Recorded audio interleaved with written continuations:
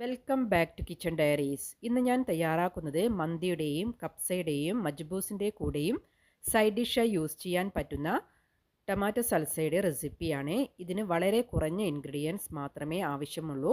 ഇതിനായി ഞാനിവിടെ 3 നന്നായി പഴുത്ത തക്കാളിയാണ് എടുത്തിരിക്കുന്നത്. തക്കാളിയുടെ സെൻറ്ററിലുള്ള പോർഷൻ കട്ട് ചെയ്ത് മാറ്റിയതിന് ശേഷം ബാക്കിയുള്ളവ ഞാൻ കട്ട് ചെയ്ത് മിക്സിയുടെ ഒരു ജാറിനകത്തേക്ക് ചേർത്ത് കൊടുക്കുന്നുണ്ട്. നിങ്ങൾ കുറച്ച് കൂടുതൽ അളവിലാണ് ഉണ്ടാക്കുന്നതെങ്കിൽ കുറച്ചുകൂടെ വലിയ ജാർ എടുക്കാൻ പ്രത്യേകം ശ്രദ്ധിക്കുക.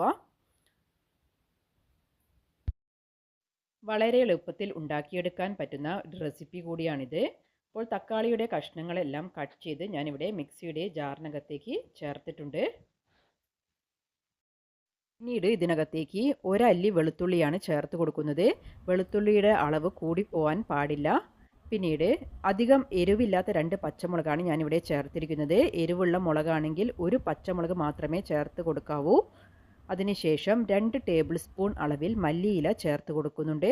പിന്നീട് ഇതിനകത്തേക്ക് 1 ടേബിൾ സ്പൂൺ അളവിൽ ലെമൺ ജ്യൂസാണ് ചേർത്ത് കൊടുക്കേണ്ടത്. അപ്പോൾ നിങ്ങൾക്ക് ലെമൺ ജ്യൂസിന് പകരം വിനാഗിരിയും ചേർത്ത് കൊടുക്കാവുന്നതാണ്.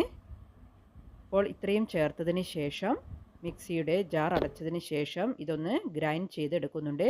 അധികം അരഞ്ഞു പോവാൻ പാടില്ല. കുറച്ച് തരുതരിപ്പായി ഈ രീതിയിൽ വേണം ഇത് അരച്ചെടുക്കാൻ.